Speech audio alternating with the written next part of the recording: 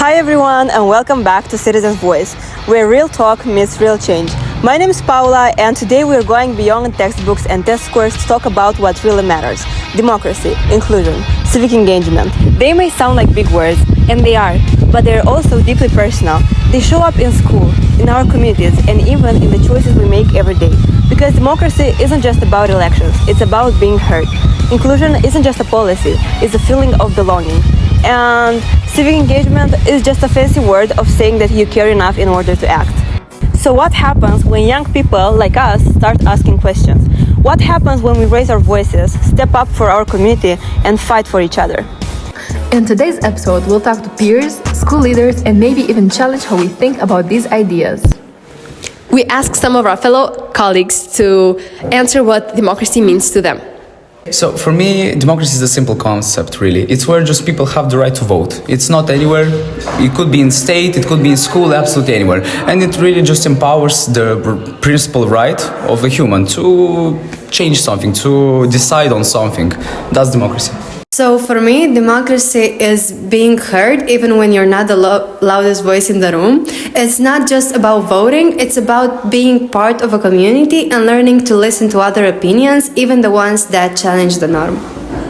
For me, democracy means the fact that everybody gets involved in their community in order to build a better world in which everybody's voice gets heard.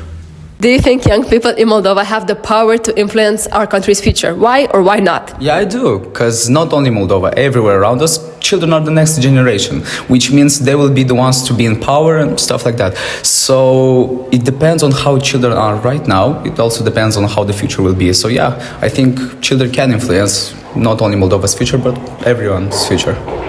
So not yet, but we're getting there. The power is there in our hands, in our number, and in our creativeness. We just need more platforms and more adults willing to face our changes without filtering in their own needs and what they think they believe in. So I think the future belongs to us, the new generation. That's why I think it's not likely, but it's necessary for us to learn how to deal with it, and that it is in our hands to change it and to have a powerful impact over it. Then we asked a final question. What's one way you've taken action in our community, big or small? Especially this year, I have taken part in a lot of charity work and volunteering work. So I typically just go around each 2 weeks organizing something, volunteering for something, doing charity work, organizing stuff.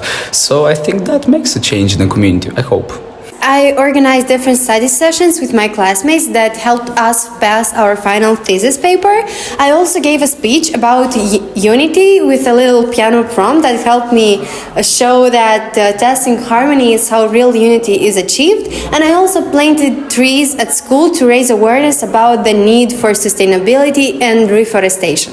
So I think the fact that I try to donate every time I get the occasion and try to volunteer and to raise awareness to climate changing in my family and around my friends, I think that's the smallest change I could try to do, and the smallest way in which I could actually try to make a difference in my community.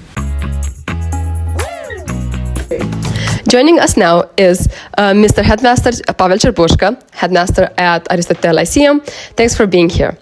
Deci, astăzi avem de gând să vă adresăm câteva întrebări. Plăcere. Prima ar fi, ce activități face școala dumneavoastră pentru a promova valori democratice și vocea elevilor? Da, chiar este o întrebare specifică și specialității pe care o am eu să învăț copiii. Este vorba de educație civică, educație pentru societate. În primul rând vreau să spun că cât școala este mai democratică, cu atât este mai ușor și pentru administrația instituției și pentru profesori ca să activeze, așa cum toți înțeleg ce au de făcut. Sigur că asta trebuie de învățat. Cât privește autoconducerea școlară, cred că este un lucru cunoscut de foarte multă lume, că Consiliul Elevilor sau Senatul Elevilor este cel care învățăm să ia decizii, în primul rând prin intermediul unor activități care doresc ei să le organizeze, mai ales este foarte interesantă și fierbinte etapa aceasta la început de an școlar, atunci când ei vor să-și promoveze grupurile de interese, după care mai departe de acum Senatul propriu zis și activitățile care au loc în anumite departamente. Este foarte important ca vocea elevilor să fie auzită, fiindcă școala este pentru elevi, în primul rând, și elevul este cel mai important. Și noi, dacă țineți minte, am elaborat și un almanac care este consacrat elevului ca și subiect al învățării, dar și Consiliul Elevilor. Foarte frumos răspuns. Și deci, ultima întrebare. Ce mesaj aveți pentru tinerii Republicii Moldova care sunt și viitorul țării? Ei sunt și prezentul țării, tinerii sunt cei care astăzi trăiesc și trebuie să fie luați în considerație. Dar cât privește viitorul apropiat al țării, eu cred că tinerii trebuie să fie cei care sunt susținuți în primul rând, încurajați și implicați în diferite acțiuni care le trebuiesc lor în primul rând, dar în al doilea rând este faptul că ei să aibă și o deschidere spre faptul de a susține maturii în anumite proiecte care sunt comune și mi pare bine că în ultimul timp crește o generație de tineri mult mai pragmatică, care sunt mult mai axați pe anumite lucruri care le simt că sunt necesare pentru dânsi și pentru țară. Probabil înainte părinții învățau de toate pentru că poate a trebui în viață, tinerii acum învață mai mult ceea ce le trebuie lor. De multe ori școala nu este pregătită pentru aceasta, pentru că școala de obicei dă mai mult partea aceasta academică, dar tinerii învață din alte diferite activități unde se implică acțiuni de voluntariat sau, de exemplu, diferite activități de integrare.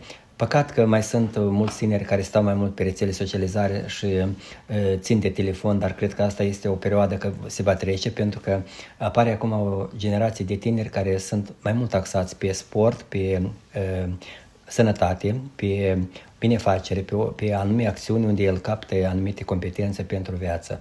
Eu am încredere foarte mare în tineri și consider că tinerii vor face schimbarea așteptată de care avem nevoie. Așa cum la 7 aprilie în anul 2009, o parte din tineri, deși au fost foarte poate neorganizat din perspectiva noastră a maturilor, dar ei au dat o idee că așa nu se poate trăi și trebuie să facem o schimbare și schimbarea vine la noi, la fiecare. Vă mulțumim foarte mult pentru discuția de astăzi și pentru toate informațiile și iluminările oferite. Cu plăcere. Today we heard real voices.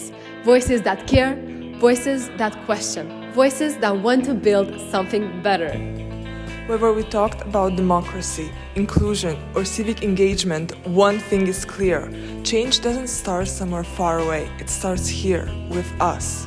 It starts when you speak up in class, when you stand by someone who feels left out, when you organize a project, volunteer your time, or simply share your ideas. You don't have to wait to be 18 to make a difference. You don't need a title to be a leader. You just need courage and a community that believes in you. Thanks for joining us on Citizens' Voice. If something in this episode sparked an idea or made you feel seen, talk about it, act on it, and pass it on. And remember, your voice matters. Your choices matter. You matter. Until next time, stay active, Stay kind. And keep showing up.